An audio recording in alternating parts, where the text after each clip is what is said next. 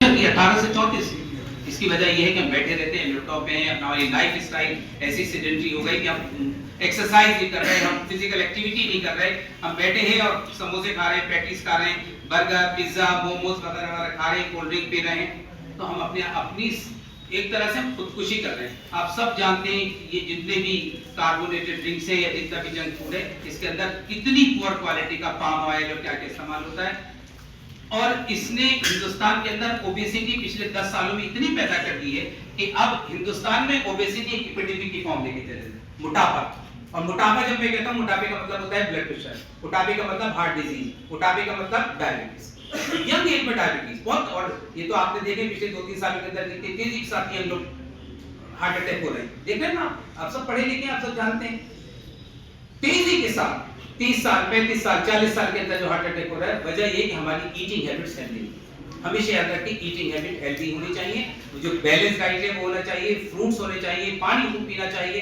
पानी के बारे में और जरूर करो, हमारे यहाँ आजकल जब सर्दी है पानी नहीं पीते। याद रखिए, लाइफ हमारी जो बायोकेमिस्ट्री लोग जानते हैं, पढ़ते हैं, उन्हें तो पता ही है कि सारी की सारी केमिकल रिएक्शंस कदार पानी के ऊपर है। हमारी बॉडी में 70% पानी है। अगर हम सुबह से शाम तक यानी अपनी बॉडी को 70% पानी नहीं दे रहे, बल्कि इसे यूं कहिए कि जितना आपका वेट है 30 ml पर केजी ऑफ बॉडी वेट पानी आपको सर्दियों में पीना चाहिए।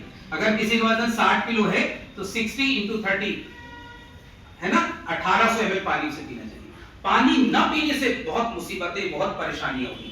स्किन ड्राई होने लगती है, डलनेस होती है, लेथार्जीनेस आती है और बहुत सारी परेशानी। इसलिए खाना पीना हेल्दी हो, एक्सरसाइज हो, एक्टिविटी हो।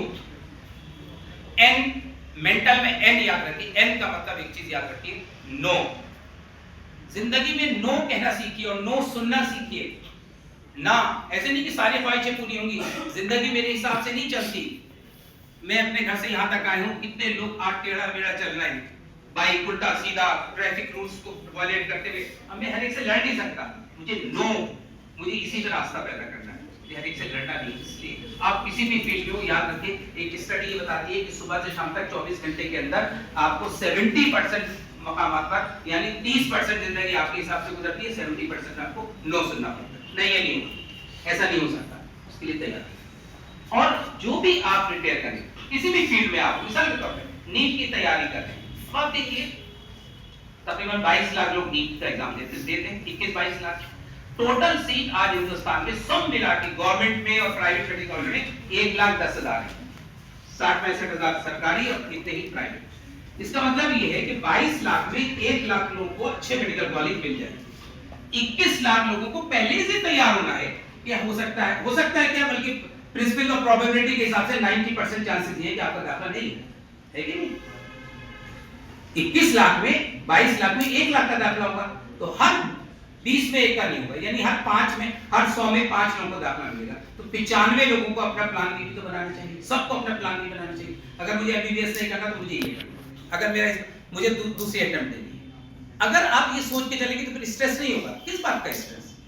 और कोई एमबीबीएस या इंजीनियरिंग या कोई भी कंपटीशन, ये कोई जिंदगी और मौत थोड़ी से जुड़ी है।